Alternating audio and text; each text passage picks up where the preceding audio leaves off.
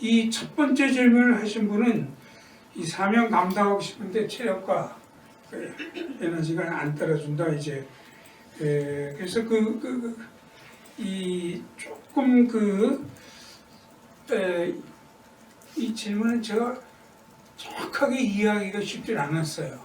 그래서 이제 제 나름 그렇다고 이 질문은 답변 못합니다 이렇게는 할 수 없는 거고 제 나름대로 그걸 좀 해석을 한번 해가지고 그렇게 시도한 거죠. 그래서 그 질문이 어떻게 이제 바뀌었냐면은 작은 로마 숫자 2에 체력과 에너지가 달려 여러 가지 일들을 모두 감당하기 힘들 때 어떤 이들은 그래도 노력을 기울여 수행하고 어떤 일들은 당분간 유보해야 아니면 심지어 포기해야 할까요? 이런 일들의 우선순위를 결정하는 원칙이 있을까요? 라는 것을 바꿔서 제가 아마 질문하신 분의 취지가 크게 다르지는 않을 것 같아요. 여기 이제 이 답변을 하기 쉽지 않다는 거죠. 그러니까 어떤 일들이 있는데 어떤 여러 가지 일들 어떤 것은 그대로 자기가 노력하고 어떤 건 포기하고 되는지 그것은 그 당사자가 누구고 무슨 일을 하고 있느냐에 따라서 굉장히 많이 답변이 달라져요. 그래서 그 일일이 다 할 수는 없죠. 뭐 거기 제가 한 것처럼 이 질문자가 어떤 신분으로 지금 현재 어떤 일을 맡고 있니? 예를 들어서 그가 공부하는 학생이냐, 새내기 회사원이냐, NGO-단체 팀장이냐, 신학생이냐, 전업주부냐, 퇴직한 미화원이냐 여기 따라서 굉장히 많이 달라질 거예요.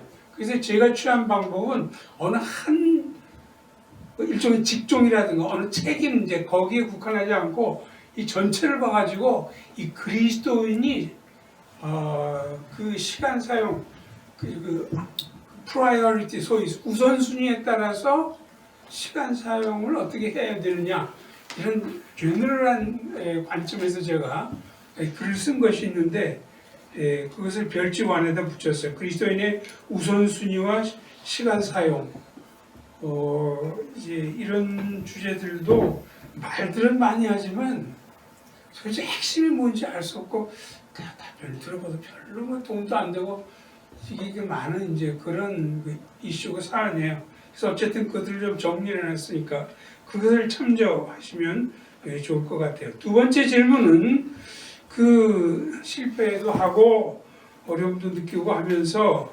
이렇게 질문. 그럼에도 주님이 주신 소명을 받아들이며 살고 싶은데 저한테 질문한 거예요. 일상 속에 어떻게 주님과 매일 조금씩 가까워지는지 궁금합니다. 그랬어요. 우선은 일상 속에서 갖는 주님과의 교제 이것도 이제 뭐 여러 가지로 사람들이 생각할 수 있으니까 제가 이제 생각하는 걸 먼저 적었으면 무엇을 하든지 무슨 활동 가운데 있든지 주님을 생각하고 주님의 뜻을 구하고 주님께 아뢰며 순간순간을 지내는 것을 말한다. 뭐 그렇다고 해서 꼭 그때 또 무릎 꿇고 뭐 기도한 자세를 취해야 된다든지 찬송가 그걸 펼쳐 가지고 읽어야 된다든지 제가 뭐 그런 걸 얘기하는 건 아니에요. 그렇게 형식을 취하지 않더라도 이 마음 중심이 주님을 이제 향해서 올려지고 또 교제하고 이런 걸 얘기한다는 거죠. 그래서 이제 일상 속에서 주님과의 교제가 이루어지려면은 어떤 분들은 그것 자체로 그 일상 속 교제가 이루어지려면 그 자체의 퀄리티를 높이는데 그 안에 어떻게 해야 되느냐에 대한 비결이 다 담겼다고 생각하는데 제가 발견한 것은 또 많은 선배들이 믿음의 선배들이 얘기하는 것은 아이러니하게도 만약 일상세계 생활 속에서 주님과의 교제의 퀄리티가 깊어지려면은 일상생활에 임하기 전에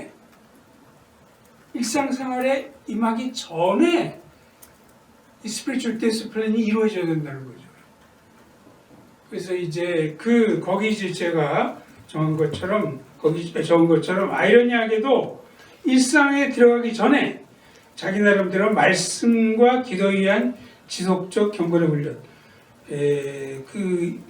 하나님과의 교제에 있어서 말씀과 기도는 가장 이센셜한 것이니까 뭐 그것을 큐티라고 하든 뭐 묵상이라고 하든 이런 것들이 있어야만 된다는 거니까 이런 것이 평소에 있고 일상적 교제가 퀄리티가 올라가지 이게 없으면 그거 안 된다는 거야. 그 시간만 가지고 이렇게 되지 않는다는 거죠. 어쨌든 그 일상 속 주님과의 교제를 구현하는 예를 한번 들어봤어요. 출근 시간에 눈을 감고 전자기기의 차단은 필수인데 이걸 들으면서 하긴 안 되죠. 하나님께 자신의 사정과 상태를 진솔하게 하는. 이때 이제 주의해야 될 것은 그냥 생각만 하고 끝나고 공상만 하다 끝나는 것은 그것은 저는 진정한 의미에서 교제라고 생각하지 않거든요. 그렇지 않아요? 아니면 책상이나 벽 등 자주 접하는 장소에 소위 reminder, 이 하나님의 임재나 내가 하나님과의 관계 속에 은혜를 떠오르게 만드는 이런 reminder. 여기는 이제 자세히 안 적었죠. 어떤 미국의 어떤 농부는 헛간 앞에다가 Jesus is risen. 주께서 부활하셨네. 그래서 헛간에 그 사료 주러 갈 때마다 이제 떠올리는 거예요. 아, 주께서 지금 살아계셔가지고 지금 내 지방과 농장과 이걸 통치하고 계시다. 사람마다 그 특이한 그 좋은 리마인더가 있어요. 그걸 이제 살리는 거죠. 만약 어떤 사람의 경우 시계를 보면서 이것이 아버지가 나한테 남기고 가신 시계인데 아버지의 생애에서 나에게 신앙에 아주 강력한 영향을 미쳤던 이런 걸 떠올릴 수도 있고, 그 리마인더는 각 사람마다 다를 거예요. 셋째, 시시때때로 하나님께서 현재 나와 함께 하시고 나를 이끄시며 내게 힘주신 것을 기억해 낸다든지.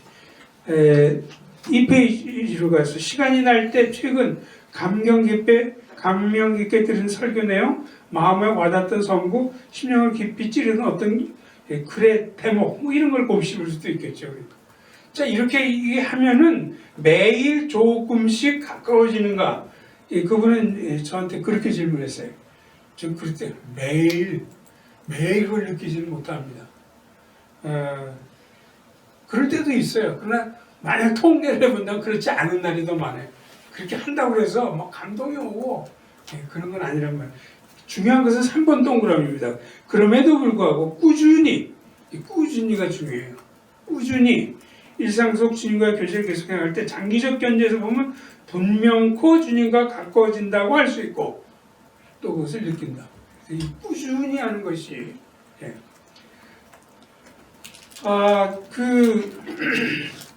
세 번째 질문하신 분은 이 하나님의 부르심, 인도를 구할 때 글쎄 어떤 거기 뭐 표징이랄까 이런 것과 연관된 질문을 했어요. 거기 이제 그 질문의 그 요지를 이제 보면 질문에 대한 이해에 제가 그 질문 내용을 이렇게 했는데, 그리스도인이 직업을 선택할 때 특별한 부르심과 인도를 구해야 하느냐, 아니면 그저 자신의 능력과 처한 상황에 대한 고려, 이것만 해도 충분하냐? 그 질문의 요지가 이제 그거예요. 이분이 그 이야기하는 특별한 부르심과 인도는 제가 생각할 때는 두 가지입니다. 거기 적은 것처럼 목회자나 선교사가 되고자 할 때 종종 수반되는 결단과 각오. 대부분의 목회자는 그 해외 선교사가 되고자 할 때 이런 결단과 각오 없이 하는 경우는 거의 없으니까, 동시에 또 그 하나님의 인도를 할 때 경험하는 것으로 이야기되는 확신의 느낌. 그 결단할 때 내가 다 확신을 느꼈다든지 마음에 울림이 있었다든지 정말 이런 거를 그분이 특별한 부르심과 인도를 구하는 이렇게 아마 생각하신 것 같아요. 또 한 가지는 그 B라고 얘기되는 자신의 능력과 처한 상황에 대한 고려, 이걸 충분하느냐 그렇게 했는데, 이때는 이제 어떤 직업을 내가 선택할 때 이게 과연 나한테 맞는지 이모저모로 이거 살펴보는 이런 작업이죠. 합리적 검토와 냉철한 판단, 이걸 통해서 이제 하게 되지. 아무렇게나 하지는 않으니까. 많은 분들은 아직까지도 A를 중요시할 거예요. 저도 뭐 A를 등한시하지는 않습니다. 그러나 잘 우리가 생각해야 될 것은 이런 직업을 선택하고 인도받을 때 B가 본질입니다. B가 훨씬 더 본질이에요.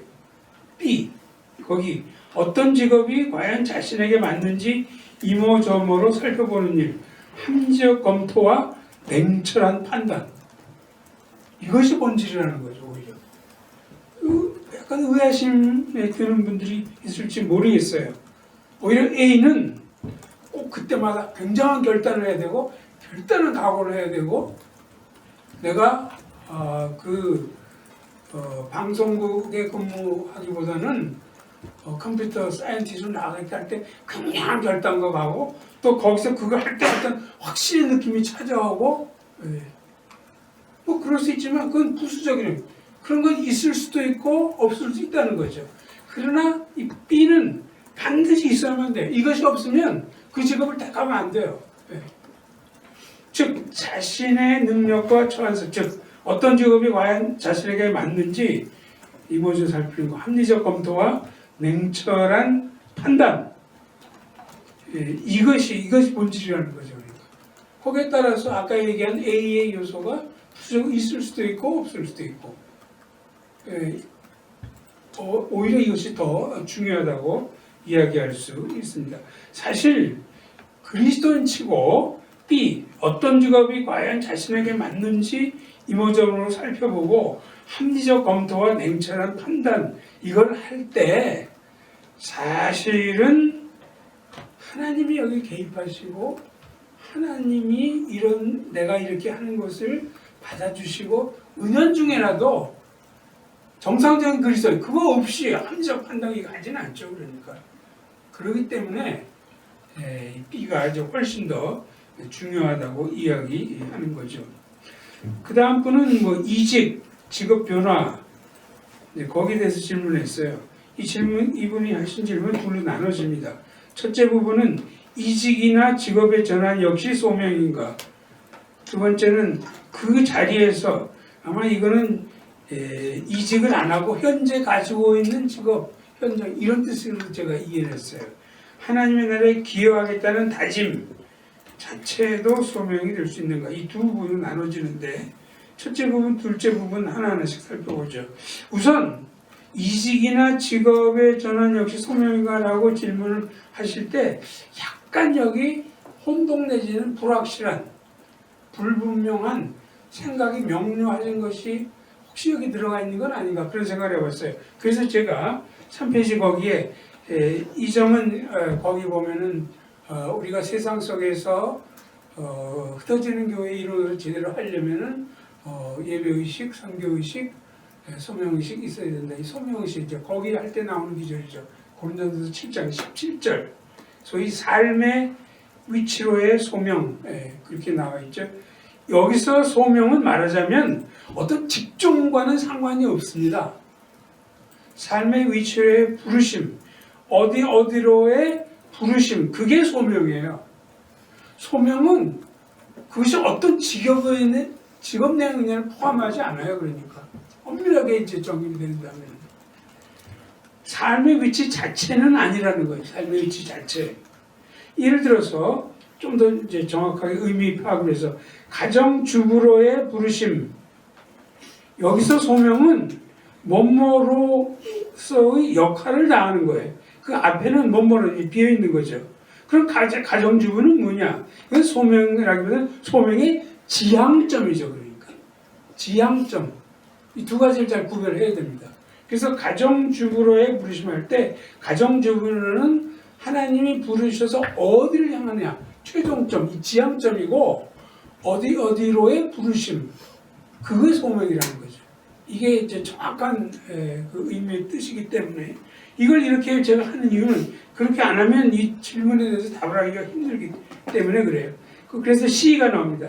따라서 이직이나 직업의 전환은 소명의 지향점이 달라지는 것이죠. 소명의 실상을 벗어나는 일이 아니에요. 무슨 뜻인지 아시겠죠? 그러니까 소명의 지향점이 달라지는 거예요. 목공에서 뭐 예를 들면 농부로 그건 지향점이 달라지는 거지 이게 이 사람이 소명을 받았냐 안 받았냐 이걸 얘기하는 게 아니란 말이에요. 그러니까 거기 어떤 이가 회사원에서 외판으로 직종을 바꿨다면 그는 소명의 지향점에 변화가 생긴 것이지 소명을 외면하거나 위탈한 것 그거는 아니라는 겁니다. 정말 중요한 것은 이직이나 직업 전환의 이유가 무엇이냐 이것이 훨씬 더 왜 바꾸려고 그러느냐? 하나는 어떨 때는 합당한 근거도 있을 수 있고 합당하지 않은 가운데 이직이나 직업전을 생각할 수 있기 때문이죠. 그러니까. 그럼 뭐가 어떤 것은 합당하고 어떤 것은 합당하지 않느냐? 이 표준을 찾아낸다는 건 보통 힘든 일이 아니에요. 그것 자체가 뭐 강의를 몇 페이지 해야 될지 따로 준비를 해야 될 정도예요. 그래서 그것까지는 얘기할 수 없고 예는 아주 명백한 예는 들 수 있어요. 예를 들면 합당한 근거, 이직이나 직업전환에서 합당한 근거, 자신의 은사를 올바로 찾았기 때문에 이직, 직업전환한 경우 이건 합당하다는 거죠. 내가 지금까지 은사 파악을 잘 못하고 있었어요. 뒤늦게지만 하던 판단, 이직한다. 이건 합당한 거라는 거예요. 합당하지 않은 근거, 출처가 불분명한 부수입이 짭짤하기 때문에 이직, 직업전환하는 경우 뭐 부수입 그 자체 고려하는 것도 나쁜 건 아니죠. 여기서는 출처가 불분명한 뇌물이 이렇게 좀 들어온다든지 예를 들어서 이제 입찰 경쟁에서 뭔가 좀 그 부스러기가 떨어지는 게 많다든지 뭐 이런 것 때문에 이직이나 직업전을 생각한다면 그건 잘못됐다는 거죠. 그래서 어쨌든 이직이나 그 직업 전환 자체는 그것이 소명을 배반하는 것이냐, 소명에 어긋나는 것이냐 그런 것과는 아무 상관이 없다는 겁니다. 또 한 가지 이분은 그 자리에서 하나님 나라에 기여하겠다는 다짐 자체 이것도 소명이 될 수 있는가 그렇게 얘기했어요. 근데 지금 자리라는 것은 현재 직장을 저는 아까 말씀 그렇게 해석을 했고 이건 소명의 지향점이죠. 하나님 나라에 기여하겠다는 다짐 이것은 소명이라기보다는 소명자의 합당한 자세를 얘기하는 거죠. 그러니까.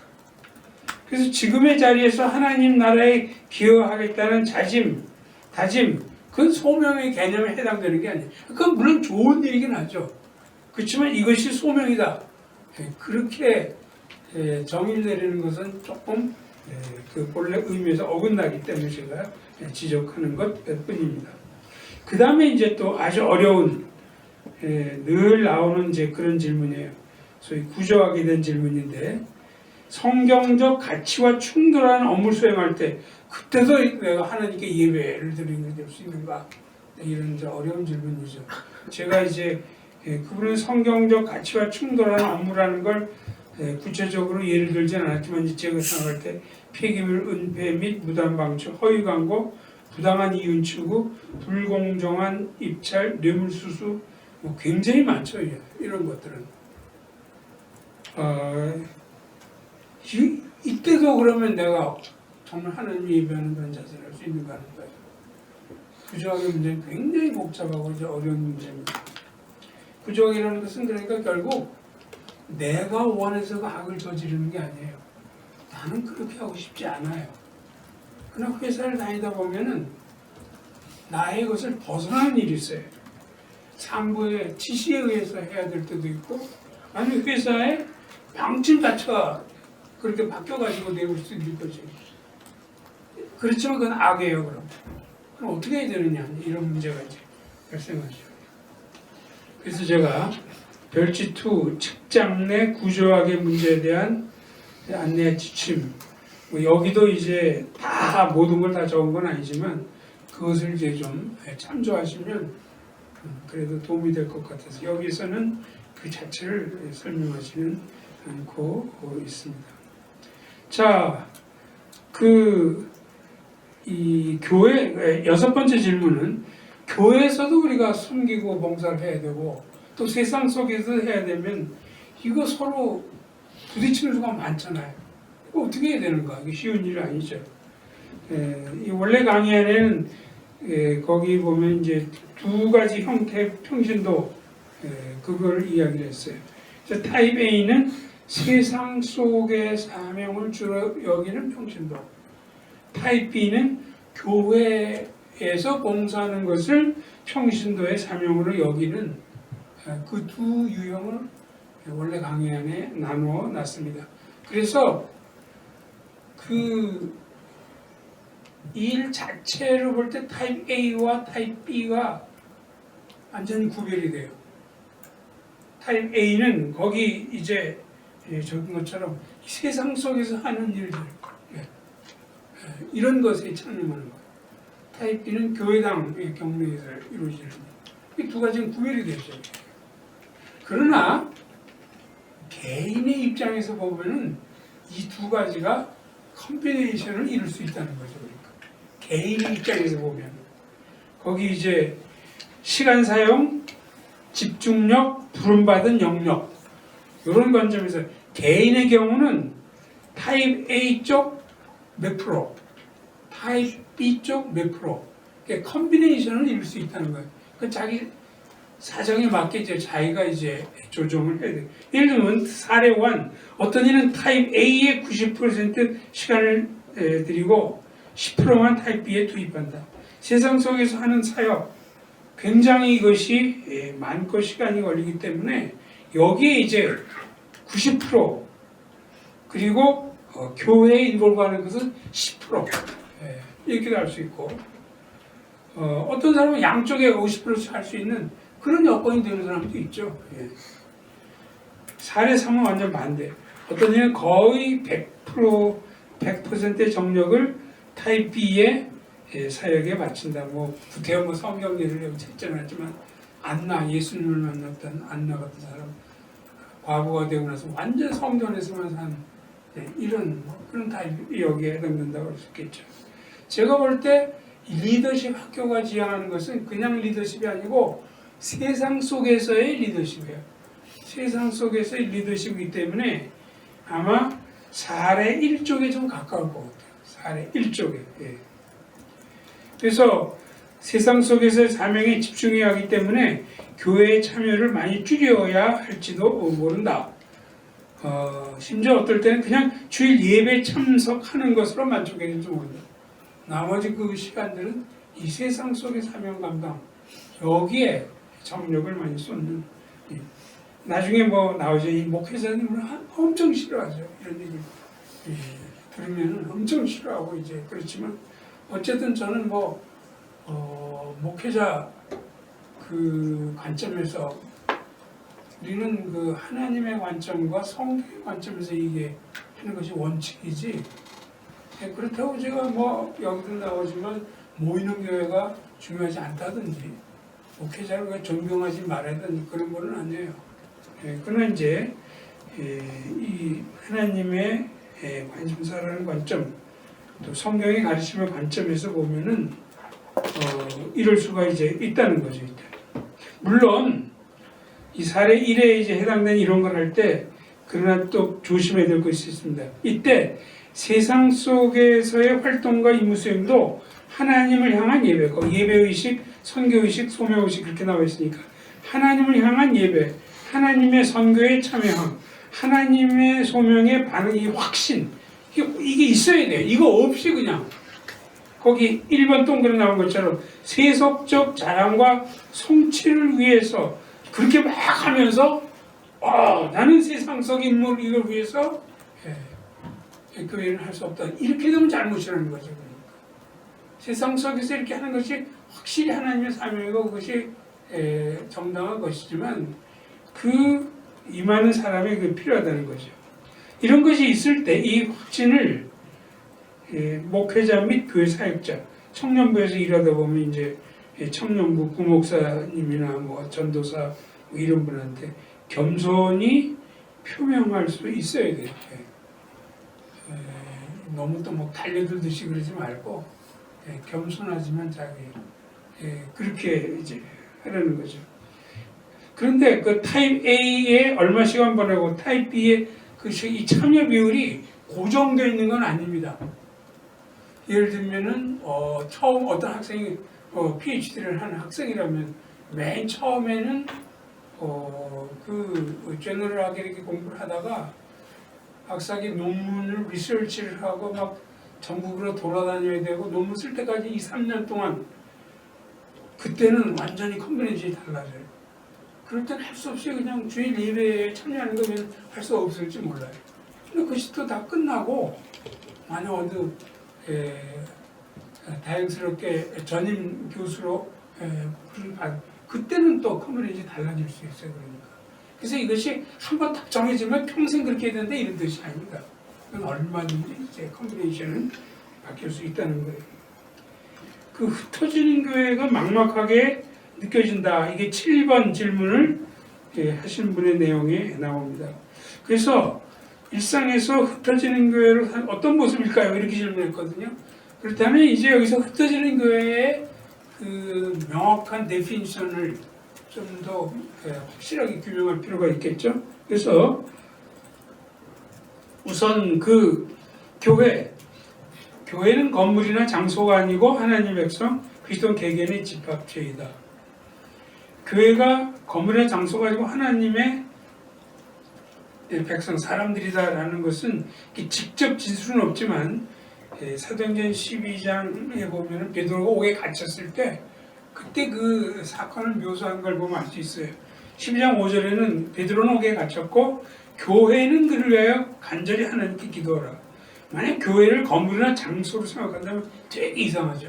이게 의인법이 아니라면 교회가 막 건물에 막 기도를 하고 있다는 건 되게 웃기는 일이잖아요. 그러니까 이게 뭘까 생각한다 하지만 12절과 함께 보완을 하면은 확실히 납득이 됩니다. 깨닫고 마가란 요한의 어머니 마리아 집에 가니 여러 사람이 거기서 기도하고 있더라. 5절에는 교회가 기도했고 12절에는 여러 사람이 기도했고 그래서 이 교회가 바로 사람들이다라는 것이 가장 근접한 그 증거가 이제 거기서 찾을 수 있습니다. 흩어지는 이것은 말의 뜻을 모르는 건 아니죠. 흩어지는 한 장소에 모여 있지 않고 이것저것 흩어지는 상태를 의미합니다. 이 교회와 관련해서 이 점을 알 수 있는 것이 강의록 5페이지에 사도행전 8장 3절에 사울이 교회를 잔멸할세 이때 사울은 변화되기 전에 사울입니다. 교회를 잔멸할세 각 집에 들어가 남녀를 끌어다가 옥에 넘기니라. 여기서 교회를 잔멸했다고 되어 있는데 이때 교회는 모여있는 사람을 얘기하는 게 아니에요. 그럼 뭘 말했습니까? 각 집에 사람들이 다 흩어져 있잖아요. 이제. 각 집에 다 흩어져 있는 남녀를 가리켜서 교회를 잔멸했다. 이렇게 얘기해요. 이게 바로 흩어져 있는 교회를 또 설명하는 굉장히 근접한 성경 증거라고 얘기할 수 있습니다. 자, 그러면 이제 흩어지는 교회에 대한 데피니션을 우리가 좀 더 명확하게 이제 규명을 했는데 그 어떻게 하면 이 흩어지는 교회를 이렇게 나타낼 수 있을 것인가? 흩어지는 교회를 산다는 모습이 뭔가 어떻게 두 가지 사항입니다. 첫째 사항은 그리스도인들이 세상 속에 흩어져 살아가는 상태 그 자체가 흩어지는 교회의 모습을 반영한다는 거죠. 이때 살아가는 상태는 그 마음의 그 상태가 세상에 있으나 세상에 속하지 않는 이게 예수님이 늘 기도하고 이제 하는 거죠. 세상에 있으나 세상에 속하지 않는 You are in the world but not of the world. 그게 이제 요한 11장에 대제사장의 기도에서 주님이 원하신 거잖아요. 그러니까 세상을 도피해서는 안 되고 세상 안에 있지만 세상에 속해서는 안 되는 그런 태도를 갖추고 있는 그것 자체가 흩어지는 교회를 보여주는 이것은 아마 좀 being으로서 being의 각도에서 나타나는 걸 알 수 있겠죠. 두 번째, 그리스도인이 세상 속에 흩어져 살아가며 행하는 것 흩어지는 이건 doing이에요. 그리스도인들이 죄가 아닌 어떤 행위든 올바로 수행할 때 흩어지는 교회의 존립을 보여준다. 예를 들면 산상수훈의 세상의 소음과 빛 한 것처럼 착한 행실을 드러내고 사마리아 비유에 나타나는 것은 어려움 당한 이를 돕고 그리스도의 증인이 되고 세금을 바치고 하나님 영광을 위해 먹고 마시는 것 자체도 다 이런 것들이 하나님 영광을 생각하면서 이렇게 할 때 이것이 바로 흩어져 있는 교회의 그 모습을 반영하는 거다. 또 부모에게 순종하는 것, 무슨 일을 하든지 마음을 다하여 주께 하다. 골로새서 나오는 것. 그래서 그 모이는 교회만큼 확 그 자리에 가서 보고 있으면 나타나는 것처럼 그런 식으로 보이는 것은 않아요. 그럼에도 불구하고 이런 것들을 통해서 흩어지는 교회가 뭔지를 나타낼 수 있다는 거죠. 흩어지는 교회를 강조하다 보면 이 모이는 교회 이게 약화되지 않을까요? 이런 질문을 뭐 딴 때도 하고 이제 뭐 그럴 수도 있죠. 근데 사실 우리나라는 거꾸로예요. 아직까지도 모이는 교회만 완전히 목회자들이 거기만 올인되어 있지 흩어지는 교회에 대해서 아직까지도 이렇게 이야기하고 강조하고 교우들을 격려해서 세상 속에서 이렇게 하십시오. 거의 찾아보기 힘들죠.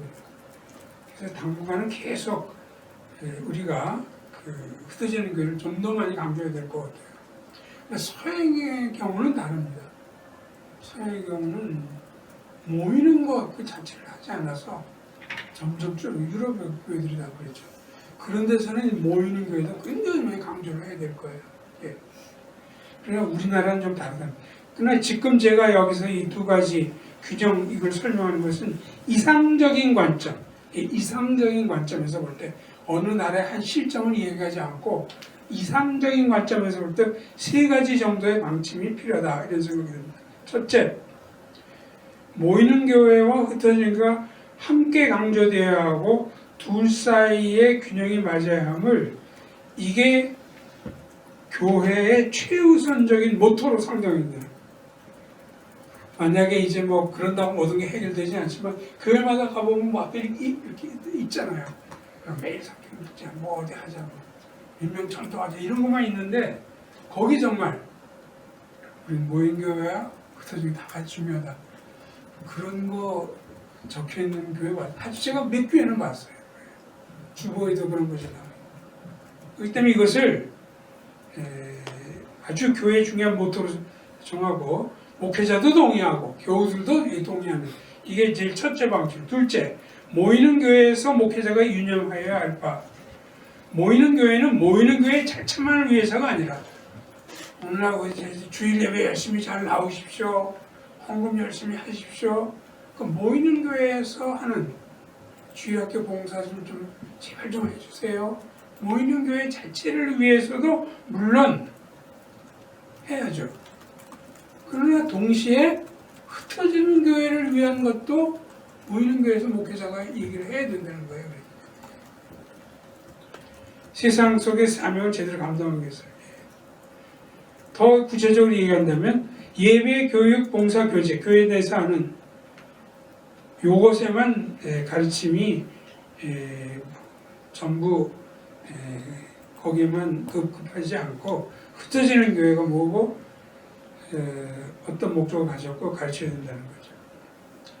사실 이것은 1차적으로 목회자가 책임을 지고서 이런 가르침을 실시해야 됩니다. 목회자가 아니면 누가 하겠어요? 목회자가 아니면 누가 하겠어요? 실제로. 셋째 방침은 흩어지는 교회에서 그리스도인 각자가 철저히 인식할 바도 있습니다. 흩어지는 교회가 흩어지는 교회로서의 역할과 사명을 제대로 감당하려면 모이는 교회에서의 교육, 교제 등 모이는 교회에서 모였을 때 거기서 교육을 제대로 받고 성도들끼리 올바른 교제를 함으로써 신앙적 에너지와 추진력을 제공받을 수 있어야 한다. 물론 세상 속 자체에서도 이런 에너지 이런 걸 공급할 수 있지만 주된 공급원은 모이는 교회라는 거죠. 하나님이 이렇게 교회를 정하시고 중요한 기관으로 삼으셨거든요. 우리니까.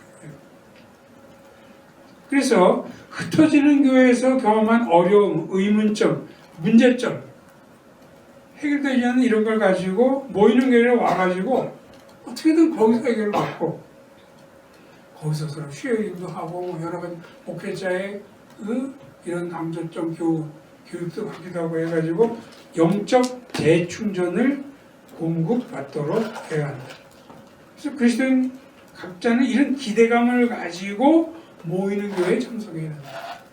양편이 다 이렇게 이제 근데 이것은 이제 사실은 거의 다 이렇게 안 이루어지는데 제가 그래서 이상적 관점에서 균형을 어떻게 잡을 수 있느냐 할 때 이상적 관점에서라고 제가 얘기를 한 것입니다.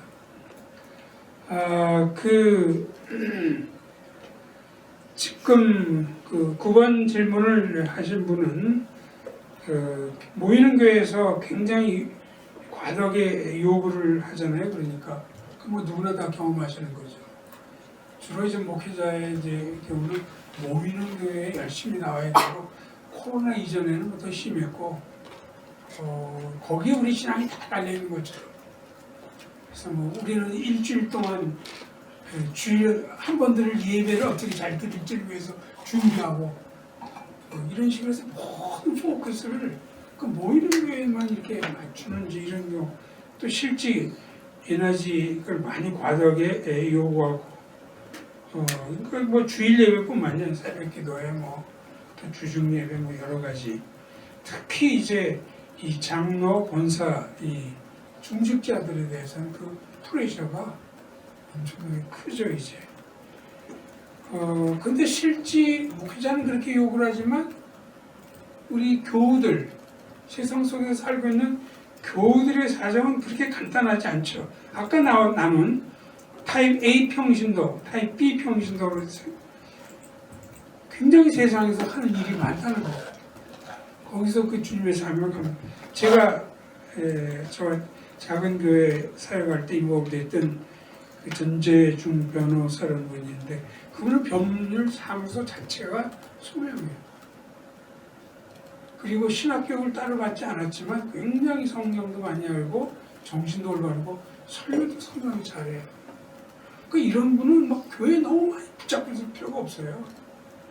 최소 일주일에 한 번 와서 예배 시간 끝나고 다음 교제하고 돌아가서 나머지는 완전히 이 법률사무소가 이 공의의 문제, 정의의 문제, 가난한 사람 도와줄 거, 그거 얼마나 많습니까? 그게 다 하나님 나라의 일이거든요, 이제. 그래서 이런 사람한테다가 매일 새벽기도 나오라고 그러고, 또 그 새벽기도 잘 안 나오고 장로 되는 사람 본 적 있어요? 없죠? 반드시 나와요. 또 목회자한테 어느 정도 이제 제가 너무 크리티컬하게 얘기해서 죄송한데 목회자의 마음에 들어야지. 목사님 뭐라고 네 그렇죠. 이런 식으로 되는 사람들이 이제 또 장로되고 그렇게 이제 되는 그 현상인데 그러나 타입 B의 평신도도 있을 수 있어요. 세상에서의 책임보다는 교회 내의 각종 사역에 자신을 더 많이 투신하는 이들. 애들 다 키웠어요. 그래서 다 키우고 남편 뒷발로 다니는데 남편이 먼저 죽고 거의 할 일이 거의 없어요. 이런 사람들 지금처럼 안 모이고 봉사 안 하는 게 열심히 하는 거 얼마나 중요합니까? 그런 분들의 경우는. 그래서 교인들의 사정이 이렇게 다르다는 걸 인식해가지고 목회자가 이제 거기에 맞게 좀 조치를 해야 되는데 그런 거 전혀 고려하지 않고 일방적으로 똑같이 다 강요하고 요구하고 하는 거 이게 이제 문제라는 거죠. 그러니까 이제 평신도들 중에는 이제 불만을 표하기도 하고 이제 그래요. 그래서 목회자 편에서 필요한 바인 것처럼 어떤 교우가 교회 관련해서는 봉사하는 시간 투자가 많지 않아도 그가 올바른 태도와 목적, 의식을 가지고 세상 속 사명에서 충실할 때 그를 인정하고 격려해야 된다. 오히려 격려하고 인정해 줘야 돼요. 꼭 우리가 교회 내에서 하는 봉사 이것만 해야 되는 것은 아닙니다. 하나님 나라는 크고 거기서도 물론 올바른 태도는 전제되어야죠. 올바른 태도를 가지고 그런 교사역을 한다든지 강의 준비에 정말 성실을 기한다든지 이런 것들이 얼마나 중요한지 몰라요. 우리는 그런 건 신앙과 아무 상관도 없다고 생각해요. 굉장히 잘못된 거죠. 교수 1차적인 사역은 학생 지도에 있어서 거기에 그걸 위해 밤을 새워야 되고 시간을 다 보내 기도해야 되고 그런 거 엉터리를 해놓고 혼자 교회 다 다니면서 말 보면 너 아직도 교회 안 나가 뭐 이런 식으로 뚱 끊어주고 그 바람에 점점 사람들이 멀어지잖아요. 제가 너무 아주 극단적인 예를 들었지만 그래서 목회자 편에서는 이렇게 하는 사람들에 대해서는 타입 B 평신도들에게 요구하는 그런 형태의 헌신을 요구하고 기대해서는 안 된다는 거죠. 타입 B 평신도 편에서 필요한 바 자신의 세상 속 삶의 올바른 태도와 목적을 아까 얘기한 것처럼 자랑이나 욕심이나 명예 이런 걸 위해서 하는 것이 이제 늘 점검해야 돼요. 왜냐하면 묘하게 우리는 회사에 열심히 다니는 것이 뭐 하나님의 나라를 하나서 한다고 하지만 들어가 보면 그렇지 않습니다. 자꾸 이제 이 우리가 타락한 보석을 아래로 끌어내리기 때문에 계속 점검을 해야 됩니다. 이제 그런 가운데 이제 이게 확인되면은 아까 얘기한 것처럼 목회자에게 소신을 겸손하되 단호한 태도로서 알리도록 해야 한다. 10번 질문하신 분은 보조자가 아니라 사명자로 인식하고 살아가고 있는지를 어떻게 판단해요? 내가 여기서 보조자는 목회자를 얘기한 건데 그 7페이지 꼭대기 보면은 목회자의 보조자가 아니라 목회자와 함께하는 사명자로 인식한다는 걸 확신할 수 있는가? 몇 가지 지표가 있다고 생각해요. 제가 4가지만 거기 적었는데 목회자를 존경하고 그 리더십을 인정하지만 그렇다고 하여 모든 사안에 있어서 맹목적이거나 무조건적인 승복을 하지는 않는 게 굉장히 중요합니다. 목회자를 무조건 무시하거나 불순종하겠다는 게 아니에요. 또 목회자의 설교 내용을 100% 하나님의 말씀으로 간주하기보다는 자신의 성화된 판단력에 의하여 자기 나름의 판정을 내리는 것. 이것도 굉장히 이건 교만한 일이 아니에요. 이게. 물론 교만한 태도로 잘못할 수 있죠.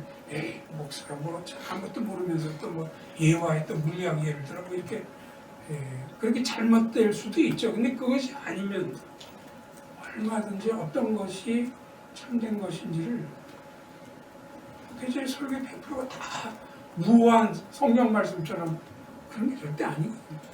옥석은 구별할 수 있는 게 필요하다는 거죠.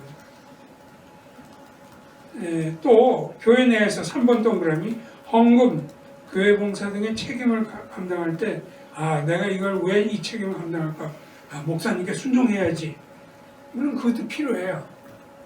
목사님께 목사님이 그걸 다 하라고 그러니까 순종의 일환으로서 헌금, 교회 봉사에 그러나 올바른 그리스도인은 적어도 목회자의 보조자가 아니고 그렇게 삶이 일어나는데 그렇게 해서는 안 됩니다. 우선적으로는 그런 책임의 감당이 하나님의 뜻이라는 신념이 먼저고 내가 현 시점에서 생각해 볼 때 지금 내가 이렇게 헌금하는 것 이렇게 교회 봉사를 하는 것은 하나님이 원하는 것이다. 하나님께서 원하시기 때문에 한다. 이 신념이 먼저고 그러니까 목회자의 제의 부탁에 순종하는 거죠. 이걸 구별을 못해요. 그러니까.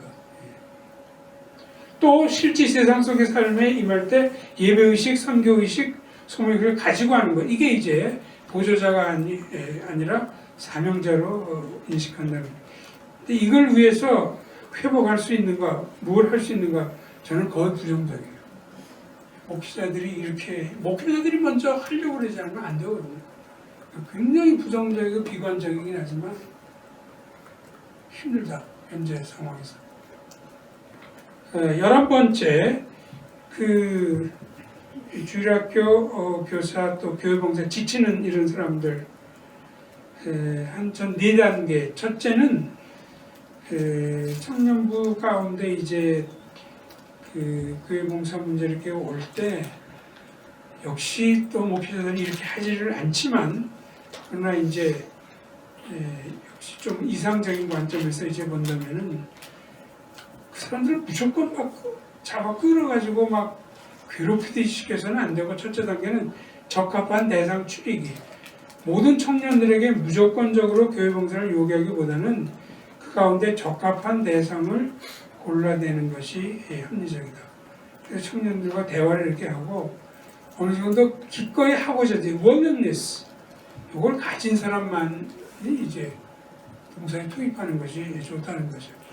그래서 이 willingness가 얼마나 있는가에서 5가지 타입이 있는데 매우 부정적, 상당히 부정적, 소극적, 그 다음 표정은 대체로 적극적, 매우 적극적. 여기서 저는 타입 1, 타입 2는 그냥 배제하는 게 좋다는 거죠. 이런 사람들을 억지로 끌어들이려고 하고 막 그러나 이제 미온적인 사람을 포함해가지고 타입 4, 타입 5의 경우는 교회 봉사에 투입하는 것이 줬다는 거죠. 그러면 숫자가 적어서 이렇게 되면 그럼 교회 봉사활동을 줄여야죠. 어쩔 수 없어요. 저는 그렇게 생각해요.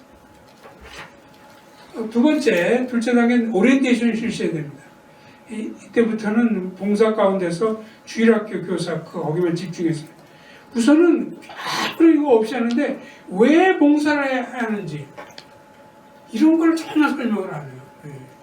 그리고 그것이 오르면 하나님 앞에서 결단해야 된다는 그 사람이 그냥 무조건 하라 이렇게 목사의 권위로 이렇게 인습적으로 해왔으니까 이건 참이 개신교 권력과 맞지 않는 거예요. 그래서 그 봉사의 목적은 목회자를 위해서 하는 것도 아니고 교회 성장을 위해서 하는 것도 아닙니다. 하나님의 뜻 가운데 바로 주일학교 학생들을 위해서 하는 거예요. 그들의 유익을 위해서. 이걸 성경에 나타난 봉사를 설명해요. 셋째, 사역 담당자의 권면까지 일을 맡으려고 그럴 때 이제 권면하고 인가하는 게 필요하다는 거죠. 근데 이때 그 인카리지먼트 하는 사람이 사역 담당자, 보통 교육전도사라든지 부목사라든지 이런 사람이 하는 것보다는 저는 오히려 평신 주일학교 부장이나 기존의 주일학교 교사가 권면하는 것이 전 효과가 크다고 생각해요. 왜냐면 또 부목사가 와서 또 막 이러고 그러면 이 사람이 여기서 돈 받고 만나는 사람이니까 하는 거예요. 그러니까 그게 아니고 진실한 마음에서 그저께 평신도가 나와서 내가 왜 이렇게 하게 되면 굉장히 효과가 큰 거죠. 그러니까 같은 처지를 겪으면서 이 모범을 보일 때 훨씬 그 사람들이 감동을 받는 거예요. 그래서 목사가 하는 건 많은 경우에 저 사람 돈 받고 만나는 게 그거고 자기는 편하니까 하고 이렇게 되니까 오히려 그렇지 않은 사람이 된다. 마지막 정기적으로 팔로우를 하라는 거죠. 조금씩 이 봉사자들의 이야기를 들어주고 대화하고 또 그들을 위해서 기도하고 주일학교 학생들을 위해서 기도하고 이 팔로우가 있지 않고 한 번 하면 맺혀버리잖아요. 그냥 계속 이렇게 해서 안 된다는 거죠. 자, 선교, 일상 선교 이렇게 얘기하면은 그럼 초문화적 이건 하지 말란 말인가 아니면 무시한단 말인가? 제 강의 안에 나와 있는 것은 이런 뜻이었습니다. 선교를 초문화적으로만 이해해서는 안 된다. 제가 강조한 것은 이거였어요. 선교는 초문화적으로도 이해할 수 있지만 거기서 그치지 말고 동일 문화권 내 세상 속으로 보냄받아 살고 행하는 일 이걸로도 이제 이해해야 된다. 이게 이제 제가 얘기한 거거든요. 그래서 저는 결코 초문화 선교 사역을 무시하는 입장이 아닙니다. 절대 그렇지 않아요. 근데 이것이 와전돼 가지고 세상 속에서 선교식을 사는 것은 거의 등한시되니까 그걸 제가 다릅니다. 왜 그럼 초문화적 사역 그것을 지지하는 거? 일단 여러 가지가 있지만 우선 주님이 얘기했잖아요. 너희는 가서 모든 족속으로 제자를 삼아. 한 족속이 아니고 모든 족속. 또 성령이 너희에게 마시면 예루살렘과 온유와 사마리아와 땅끝까지 이르러. 이런 문화를 뛰어넘는 족속 지역을 주님이 얘기하셨기 때문에 우리는 초문화 사역을 절대 무시할 수는 없습니다. 9페이지에 넓은 개념의 선교활동, 즉 모든 사람이 세상 속으로 부름받아서 선교 그 의식을 살아야 되는데 이건 모든 그리스도인에 다 해당되는 거예요. 좁은 의미의 초문화의 그 중에 일부, 즉 은사, 욕구, 적합성, 사역지의 필요 이런 것에 따라서 하나님의 뜻에 따라 이 사람들에게만 해당돼요. 그래서 결코 이 평신도 신학에서 강조한 이것이 초문화 사역을 무시하는 건 아니라는 거죠. 이 13번 13번 질문은 해외 성경에 뭐 하는 거냐? 하나님 나라 구하는 게 평신도교면 해외 성경 뭐 하는 거냐? 이 두 가지 많이 다릅니다. 여러 가지가 있지만 초문화 사역이 얼마나 다양한지 몇 가지. 선교지에 가서 첫째 이해 교회 개척하고 크도록 하는 것. 둘째는 성경 번역 선교예요. 번역 선교 사역하는 사람들 엄청 고생 많이 하거든요. 이제 이건 그냥 세상 속에서 자기 책임을 감당하고 이것만 갖고 되지 않아요. 그냥 특수하게 트레이닝을 받아야 되고 이런 거. 또 셋째, 식수 개선, 보건 유행 조치, 농작물 재배, 기본적 경제 활동, 이것 때문에 적정 기술 가르치고 여러 가지가 하는 거. 이게 이제 좁은 의미에서 정말 성교사들이 할 수 있는 일이죠. 또 넷째, 그래서 세상 속에서 보내심을 받아서 그 선교실 가지고 살고 거기서 활동하는 거, 이게 기본이고 모든 사람 해야 될 거지만, 그렇다고 해서 초문화 사역이 무의미하든지 그 활동에는 별 것이 없다 이렇게 얘기할 수는 없다는 거예요. 14번 질문도 여러 가지 너무 제가 생각해 보니까 답변할 방향이 많아가지고 좀 그것을 좀 줄였습니다. 그래서 어떻게 질문을 좀 바꿨냐면, 흩어지는 교회 개인으로서 어떤 공동체적 모임과 연관을 지을 수 있는지, 어떤 공동체 모임 형성할 수 있는지, 그것만 초점을 맞춰서 첫째 방은 신우회에 들어가는 거예요. 신우회는 각 회사마다 이제 있고, 요즘은 좀 약화됐지만 그런 데 갈 수도 있고, 10페이지 전문적 단체, 보통 많이 직장인들 알려진 건 이제 CBMC가 있고, 또 젊은 사람 위주로 영 CBMC 있는데 이런 데. CMF는 의사, CLF는 법조인, 또 기독 경영연구원 고위 경영자, 또 캠퍼스마다 교수 모임이 조금씩 있어요. 그러니까 이런 데 가입해서 활동할 수 있겠죠. 또 회사원들이 워낙 많다 보니까 지역별 회사원 모임들이 있습니다. 예. 그래서 뭐 강남 지역, 여의도 지역, 강북 지역 이런 데 할 수 있고, 네 번째는 자기가 이제 하나 만들 수도 있다. 뭐 이런 네 가지로 흩어지는 공동체에서의 이런 것도 공동체적인 그런 의미를 구현하는 것을 이야기를 했습니다. 15번 질문은 삶의 자리에서 소명 감당할 수 있는데 왜 꼭 리더, 주역으로 살아가야 되느냐, 여기 대한 거예요. 제가 리더이자 주역으로 살아가야 한다고 할 때 이런 뜻은 아닙니다. 여기서 리더와 주역은 외형적이거나 조직적인 것을 가리키지는 않는 거예요. 예를 들면 리더와 주역으로 살아가야 된다고 해서 어떤 리더십의 위치를 확보하든지 회장, 총무, 이 조직의 감투를 쓰라, 이런 뜻은 결코 아니에요. 그 뭐냐? 맞는 바, 그건 내면적이고 정신적인 것을 얘기합니다. 형신도 자신이 세상 속 사명 완수와 관련하여 자기 마음속으로 리더가 된 듯한 의식, 리더가 된 듯한 의식이 달라지거든요. 그러니까 또 주역을 맡은 듯한 의식, 이걸 품으라는 거지. 왜? 책임감 때문에. 책임감이 아주 명확해지면 이걸 할 수 있거든요. 그런 뜻에서 이야기한 것이라는 거예요. 나머지 설명 보시면 돼요. 이 직분이 권력이 되는 순간들, 이 질문도 한국교회 너무 많은 걸 잘 지적을 하신 건데, 직분은 직분에 대한 일반적 사항은 뛰어넘을게요. 시간이 별로 없어서. 직분과 관련한 유교적 역량, 바람직이가 큰 문제입니다. 여러분 아직 나이가 좀 젊게 되면 모르지만 교회 생활을 더 많이 하게 되면 남자 같으면 한 40대 이거 마찬가지죠. 이 직분자로 올라가지 않으면 막 괴롭고 힘들고 속된 말로 쪽팔리고 이제 뭐 굉장히 예를 들어 장로교에서 45살 때인데 아직도 장로가 아니다 그러면은 굉장히 심적으로 힘들어요. 먼저 장로 된 사람. 그래서 교회당 가면은 앉는 자리가 다르요. 이 당회원들끼리 모이잖아요. 그 일반 사람도 우습게 본다고요. 장로라는 분들을 부를 때 하고 집사 이렇게 부를 때 하고 이제 뭐 그런 여러 가지. 이 정말 유교적 역량이 출세력이고 승진을 여기고 직분이 높은 사람은 다른 사람을 우습게 여기고, 그러니까 아주 길을 쓰고 최고 직분까지 것들을 그렇게 얘기해요. 그러나 성경이 말하는 직분 개념은 위계성이나 우열성이 없습니다. 목사, 장로, 권사, 집사는 은사와 기능의 차이일 뿐이에요. 목사는 말씀 가르치는 거 목양, 장로는 신앙적 관리, 집사는 구제봉사.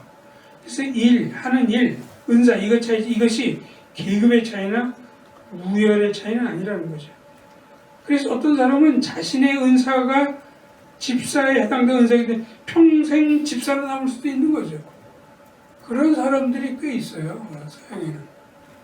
근데 우리는 그런 벌써 저 사람 무슨 문제가 있다. 지금 65세인데 아직까지도 벌써 30대부터 집사시고 아직까지도 집사다면 무슨 문제가 있다. 그리스도인을 위해서 서리 집사, 안수 집사, 장로식, 여성은 집사, 권사, 위계적 순서를 생각하는데 C번 결국 집사직은 뭐냐면 예비 단계 이제 여기 오래 머물 때가 못 되는 거죠. 거쳐서 올라가야 되니 장로는 신앙이 가장 성숙하고 집사는 전혀 그렇지 않아요. 은사나 직분이 화려, 은사가 많다고 그래서 신앙 성숙이 보장되지는 않아요. 고린도교회는 은사가 굉장히 많았는데 영적으로 미숙하다. 바울이 그렇게 판단했거든요. 신앙이 성숙하다는 것은 사랑의 문제예요. 사랑은 은사를 사용하는 방법입니다. 고린도 13장에 보시는 것처럼. 이 올바른 직분과 사명을 위해서 거기서 본 것처럼 유교적 멘탈리티를 탈피해야 되고 성경 의미를 가르쳐야 되고 무엇보다 모범을 보여야 됩니다. 17번이 아까 이야기한 건데 이게 서로 다를 경우에 이제 어떻게 해야 되느냐. 그래서 제가 별지 3 획일성과 다양성 그렇게 이제 정리했으니까 읽어보시기 바랍니다. 18번은 이제 죄가 아닌 모든 삶의 행위가 예배가 된다 이렇게 했는데 그럼 죄가 뭐냐 이렇게 거기 이제 도표에 의해서 맨 바닥에 죄된 본성, sinful nature, 죄된 본성, 죄된 본성이 B, 죄된 행위를 낳습니다. 근데 죄된 행위는 눈에 보이는 죄된 행위가 있고 눈에 안 보이는 죄된 행위가 비가시적 행위, C, 눈에 보이는 가시적 행위가 있습니다. 죄된 본성은 성경에서 보통 육신이라고 얘기해요. 이것은 피지컬 바디를 얘기하는 게 아닙니다. 13페이지 거기 로마서 8장 6절 육신의 생각은 할 때 육신은 바로 이렇게 타락한 본성의 생각을 얘기합니다. 피지컬 바디를 얘기하는 게 아닙니다. 이것으로부터 죄된 행위가 나온다. 죄된 본성이 추동 원인이 되어 인간이 저지르는 각종 죄악된 행위를 일으킨다. 마가복음 거기 성경 표시가 잘못됐어요. 마가 아니고 막 거기 보면 예수님이 직접 하신 얘기 약간 생각 음란 이런 것들이 있다. 중에 죄악된 행위 중에 눈으로 안 보이는 것 예를 들면 악한 생각, 탐욕, 악독, 질투, 교만, 우매함 눈에 보이는 것 음란, 도둑질, 살인, 간음, 속임, 은탕, 비방 이 눈에 보이는 행위를 아마 우리가 crime이라는 말로 바꿔도 크게 문제되지는 않을 거예요. 예배 주제에서 죄가 아닌 모든 것이 예배의 그것이 된다고 할 때 여기서 얘기하는 것은 D를 얘기합니다. 이거에 저촉되지 않는 한 모든 것이 다 예배의 행위로 간주될 수 있다. 좀 더 자세한 설명을 보시면 되고 19는 예배 건물 아닌 데서 예배 드리는 것이 합당하냐. 당연히 꼭 예배당에서만 드려야 되는 건 아니죠. 성경에서 얘기한 유일한 것은 영과 진리로 수가 성령이라고 대화할 때 있으니 하나님은 영과 진리로 예배하는 찾으시니라. 이 정신의 문제지 어떤 장소에 드리냐 이건 중요하지 않다는 거죠. 어떤 장소에 드리면 비본질적이에요. 그러니까 그 당시에 어떤 예배자들이 우리는 이렇게 예배 장소를 마련했으면 좋겠다. 아니면 이렇게 했으면 좋겠다. 거기 따라 달라져 있는 거죠. 그래서 부연사한 것은 번듯한 예배당에서 예배를 드린다 하더라도 영과 진리로 드리지 않는다면 그것은 하나님께서 기뻐 받으시는 예배가 되지 않는다. 반면 어떤 곳에서 예배를 드리든 영과 진리로 드린다면 그 예배는 합당한 것이 된다. 그 이중직 목회자에 대해서 질문 드리고 싶은데 생각하시기에 한국 교회가 이중직 목회를 할 필요가 없는 방향으로 발전시키기 노력해야 할지 아니면은 이중직 목회자가 늘어나고 있는 현실을 인정하고 이중직 목회자가 조금 더 잘 보편적이고 될 수 있도록 그것을 지원하는 방향으로 나갈지 그 둘 중 어느 부분이신지 생각을 여쭙고 싶습니다. 우선 성경적으로 보면은 바울은 장막 짓는 일을 하면서 했어요. 그러나 빌립보 교인들이 도와주고 해서 따로 할 데 없어 그때 복음 전도에만 기울였어요. 말하자면 두 가지가 다 있는 거죠. 요즘은 텐트 메이커를 자비량이라고 번역을 하지만 원래는 텐트 메이커입니다. 장막 짓는 일. 바울, 아굴라 브리스가 다 장막 짓는 일을 해가지고 유대인들은 랍비들도 직업을 다 하나씩 갖는 걸 원칙으로 했어요. 근데 그걸 배워가지고 해서 그렇게 보면 이중직이죠. 그러면서 밤에 데살로니가에서 그 다 일해가면서 복음 전했으니까 그런 이중직을 한 거고. 아까 얘기한 것처럼 빌립보 교회 이런 데가 도와줘가지고 어느 정도 생활이 풍요하게 되면 그 복음만 전임 사역자 모델도 있는 거죠. 항상 우리가 딴 어떤 걸 논하기 전에 교단이나 상황을 얘기하기 전에 성경에서 어떻게 되어 있나 그래서 저는 두 가지가 다 가능하다고 생각합니다. 그래서 아주 재미난 생각이지만 그 1800년 미국엔 침례 교단이 많잖아요. 1800년 어떤 침례 교단은 교단법 자체의 첫 출발부터 모든 목사는 이중직을 해야 된다라고 돼 있어요. 1800년도였는데 굉장히 혁신적인 거였잖아요. 그러니까. 이 침례교도도 아주 미국도 이제 큰 교회만 우리 알고 있지만 굉장히 작은 교회들이 많아요. 절대 그 교회를 혼자 경제 부담 교인들이 도와줄 수가 없어요. 그러니까 처음 목사가 될 때부터 이중직을 하고 교단 안내문에는 목수일 딴 직업에 대해서 생각한다가 나와 있고 그렇게 다 있어요. 그러니까 그 교단의 그런 예만 보더라도 굉장히 그런 데도 있었다는 거예요. 한국의 경우 만약에 옛날처럼 교인들이 막 늘어나고 재정력이 다 된다면 이중직 얘기할 필요가 없죠. 그냥 목회자는 봉사에게 올인하면 되는 거죠. 그러나 이제 그렇지 않기 때문에 문제가 되는 거예요. 그렇지 않기 때문에 지금 우리나라 교회 90%는 100명 이하예요. 여러분은 아주 큰 교회만 자꾸 듣기 때문에 굉장하다고 생각하지만 아니에요. 가난한 성도 점점 늘어. 가난한 성도 30% 이상 늘어. 지금 부천 지역의 택시 운전사의 70%가 목사다, 신학생이다라는 말이 10년, 15년 전에 나돌던 얘기입니다. 더 악화됐을 거예요. 그래서 저는 그런 상황에서 이게 잘했다고 이건 좋고 나쁘고 없어요. 상황이 어떠냐에 따라서 플렉서블하게 풀타임 목회 그건 그대로 좋은 점이 있어요. 그러나 이중직 목사도 어려움도 많지만 또 장점이 있고 하니까. 그러나 오늘날 한국 상황을 고려한다면 이중직 목회하는 걸 너무 정죄하든지 교인들도 부정적으로만 받아들일 필요는 없다. 여기까지만 얘기하죠. 제가 교회에서 유년부 교사로서 활동을 하고 있는데 아이들이 이제 좋아하는 걸 해줄 때도 있지만 성경 학교나 아니면은 크리스마스 이럴 때에는 아이들이 정말 하기 싫어하는 공연 준비나 이런 것들도 제가 시켜야 돼요. 그런데 아까 이제 봉사의 단계에서 권면을 할 때 좀 적당히 하고 싶어하는 사람? 그 사람들한테 권면하는 게 옳다고 했는데 우리 아이들한테 하기 싫어하는 것을 제가 이렇게 막 권면하고 해야 된다 이렇게 하는 게 과연 옳은 것인지 또 조금 고민이 됐고 그리고 교회에서는 당연히 매일 이제 아이들을 올려 보내야 되는데 이런 거 사이에서 제가 어떻게 아이들한테 행동해야 될지 그런 게 좀 고민이 됐습니다. 우선 제가 그 IBF라는 단체를 통해서 대학교 3학년 때 예수를 믿어가지고 전 주일학교 된 경험이 없어요. 그래서 주일학교 질문만 나오면 머리가 빡빡해지고 뭐라고 해야 될지 모르겠어요. 그래서 게다가 대학생 사역 그 이후에 연령대만 전문적으로 했지 그 다음에도 주일학교 사역을 해본 적이 없거든요. 잘 모르겠어요.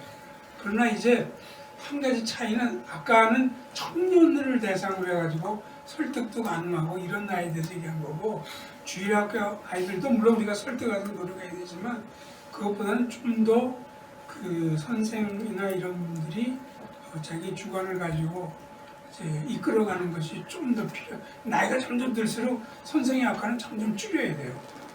주도권이 점점 그쪽으로 넘어가도록. 그래서 그 경우에는 이 아이들을 잘 좋은 의미에서 유도를 아니 그게 꼭 필요한 거라면 그것도 저는 잘 모르겠거든요. 꼭 그렇게 해야 되는지 잘 모르겠는데 그게 꼭 필요한 거라면 그 정당성을 확보된 가운데서 아이들 나름에 맞는 설득을 해야 되는 거죠. 그러려면 제가 볼 때 학생들이 그 선생을 신뢰해야 돼요. 이거는 어디든지 필요한 겁니다. 근데 대부분의 경우는 신뢰를 안 하거든요. 그러니까 신뢰를 하게 되면 그 다음에 그 아이들을 잘 알면은 애들의 개개인 사정을 알게 되면요, 개개인을 붙잡고 얘기하면은 아이들도 납득을 하고 크게 나쁘지 않으면 반대하지 않아요. 이 개개인을 잘 대우해줘 가지고 인격적 대우라고 하니까 애들이 다 얘기를 해요. 고맙다 하지 않던 얘기. 이제 그러면서 너 그래도 지금 이걸 지금 해야 될 이유가 뭐야? 거기를 끄떡끄떡하고 수긍되는 경우가 많기 때문에 이제 거기에 유출해가지고. 저는 사실 그 가정주부인데 사실 그 가정주부 예시를 들으셨던 게 개인적으로는 그냥 어떤 직업을 가지는 것과 가정주부의 일 아예 다르다고 생각을 하거든요. 그게 일은 내가 선택해서 할 수 있지만 사실 제가 가정주부를 하고 있는 건 제가 선택한 건 아닌 것에 가까워요. 사회적으로 내몰렸다고 많이 느끼거든요. 제가 이 어떤 가정주부 일을 하지 않으면 뭔가 가정이 유지가 안 되고 남편은 가정주부 일을 할 수 없는 상태고 경제적인 활동을 해야 되니까. 왜냐면 저는 아이를 낳았기 때문에 그 아이에 대한 케어도 필요해서 단순히 그냥 부부가 아니기 때문에. 근데 이거를 하는 게 솔직히 저는 불행하다고 많이 느껴요. 그 가정주부를 하는 게 저한테 맞지 않다. 그래서 하나님의 부르심이라고 했을 때 마음의 어려움이 되게 크고, 그래서 이 어떤 부르심 예시를 가정주부로 들으셨을 때 사실 감정적으로 많이 어렵더라고요. 그래서 이게 하나님의 부르심이라고 하면 내가 이게 불행하고 싫은데 이걸 어떻게 해야 되지 하는 어려움이 사실 계속 있었어요. 아이를 낳고서도. 그래서 그 부분에 대한 어떤 좀 더 명확한 설명과 해결을 하지 않으면 좀 계속 마음이 어려울 것 같아서 그 부분에 대한 좀 더 자세한 설명을 좀 듣고 싶었습니다.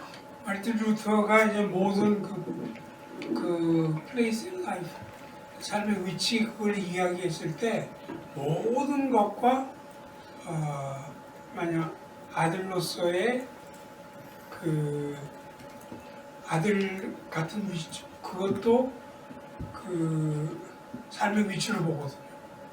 근데 지금처럼 어머니도 삶의 위치에 해당되는 거고, 이런 것들은 딴 것과 딴 것은 아무래도 선택의 폭이 있는 가운데서 결정한 거지만, 그런 그 육친과 친족 관계에서 생기는 것은 100% 선택에서 생기는 것이 아닌 그런 경우가 있어요. 그러니까 그랬을 때 그것은 이제 어머니로서 그렇지만 아들도 그런 생각 가질 수 있어요.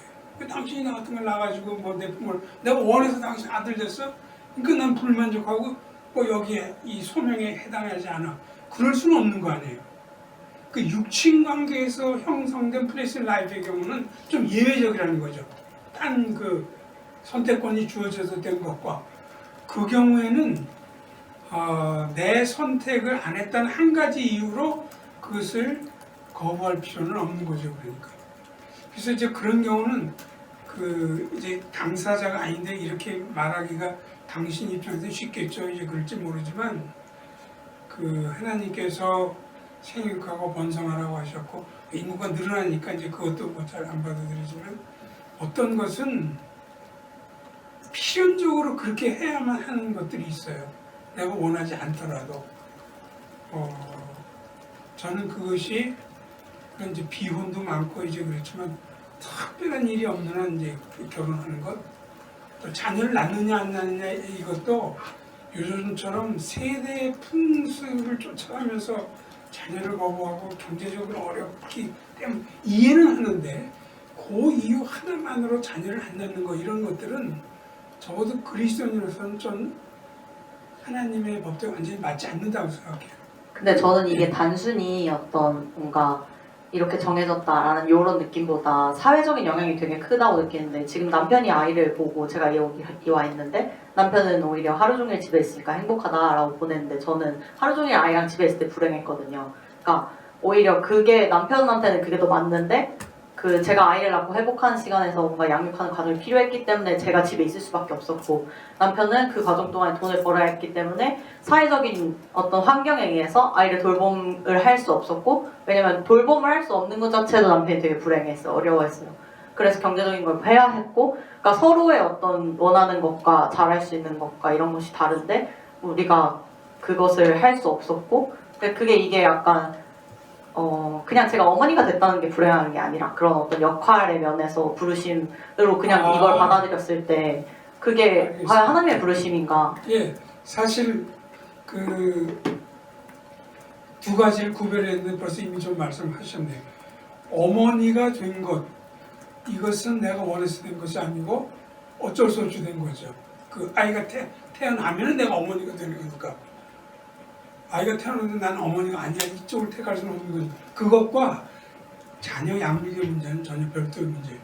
자녀 양육은 혼자만 하는 것이 아니고 배우자라는 존재가 있게 마련이고, 거기엔 많은 옵션과 이런 것들이 있어요. 그랬더니 그것은 남편과 상의해서 결정할 문제지, 그렇다고 해서 이게 소명이 아닌데, 이렇게 그것은 이렇게 얘기해서 죄송합니다. 많이 남편이 있는데도 불구하고 독박 육아하도록 그렇게 하면 안 된다면 상당히 남편의 책임이 있는 거거든요. 그러니까 그래서 그것은 남편과의 관계에서 조율할 문제지, 이게 소명이냐 소명이 아니냐 거기에 큰 변화를 가져오는 건 아니죠. 그걸 한번 나눠서 잘 생각을 해보세요. 예. 남편의 도움이 굉장히, 그러니까 남편의 도움이 필요하다면 무조건 남편에 의존하는 말이 아니고 남편과 대화하고 서로 이렇게 컴프로마이즈할 게 굉장히 많다는 거죠. 강의록에서 이제 정치 관련해서 이제 뒤에 첨부해주신 내용을 봤었는데, 이제 강의록에서는 이제 좀 복음과 같이 본질적인 것들 이외에는 정치적인 이념이나 이런 비본질적인 항목들에 대해서는 교회에서 좀 다양성을 인정을 해야 된다라고 확인을 했습니다. 근데 저희 교회에 조금 사례를 나누고 싶었는데, 저희 교회 같은 경우는 이제 차별금지법 같은 좀 복음의 본질적인 것들을 위협할 수 있는 그런 법안이나 정치적인 사안에 대한 언급 외에는 이제 교회 내에서 소그룹이나 이제 교류를 할 때 아예 정치적인 이야기를 하지 않는 것으로 저희가 규칙이 정해져 있습니다. 그래서 개인적으로는 이제 공동체에 이게 상당히 분란을 일으킬 수 있는 극단적인 요소들이 있기 때문에 교회적인 입장이 이해가 되면서도, 하지만 이런 정치적인 이념이나 비본질적인 항목도 역시 우리의 삶에 굉장히 근접하게 있는 것들인데, 이런 것들을 교회 안에서 나눌 수 없다는 게 개인적으로 좀 아쉬움도 있었는데요.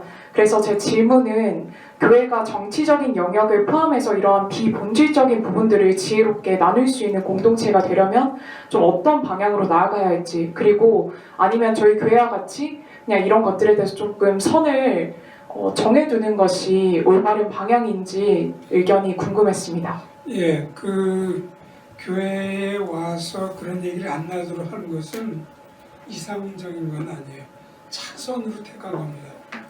왜냐하면 대부분의 경우 목소리가 커지고 싸우고 의의가 갈라지는 게 너무 많았기 때문에.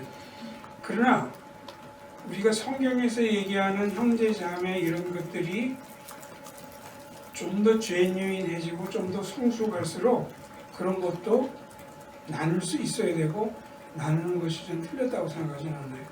바울 사도도 로마서 14장에서 볼 때 믿음이 연약한 자, 믿음이 강한 자에서 어떤 사람은 이런 날을 지키고 어떤 사람은 이런 음식으로 서로 막 싸우고 막 나눠주고 이제 그랬잖아요. 그러나 각각 자기 마음에 확정을 지니라. 그런 것은 각각 원하는 대로 하면서도 어떤 통일성을 이야기를 하냐면, 우리가 살아도 주를 위해서 죽고 죽어도 주를 위해서 죽나니. 그래서 그 하나님에 대한 커미트먼트가 확실하고, 그 다음에 한국교회가 약한 것이 형제사랑이에요. 근데 이거는 지금 이 이슈가 왔기 때문에 할 문제가 아니에요. 그러니까 교회에서 가장 핵심은 하나님 사랑과 이웃 사랑입니다. 근데 이웃 사랑은 거의 강조가 안 되고 있어요. 그래서 설교도 없고 아무것도 없어요. 예. 그 형제 사랑 중에 하나가 서로 상반된 사람도 받아들이고 인정하게 되고, 그러니까 제가 생각해 볼 때 이제 아주 이게 적절한 거 정치 예는 아니지만, 저같이 일하는 그 교회당국센터 간사님이 창조진화론에 있어서 그분은 좀 유신진화론 쪽이고 저는 그것이 아닌 입장이거든요. 근데 우리 굉장히 견해가 달라요. 근데 같이 일을 하면서 얼마나 신뢰관계가 깊이 형성이 됐는지 전혀 그런 차이를 의식하는 것이 문제가 안 되는 그게 가능하더라고요. 그러니까. 그렇다면 이것이 교회에서 불가능하다는 건 이유는 없죠. 그럼 왜 안 되느냐? 평소에 형제사랑, 용서, 자기보다 남을 낮게 여기고 서로 위로하려고 그러고 신약에서 얘기하는 10가지 정도의 벌추가 교회는 전혀 프랙티스를 하는 거예요.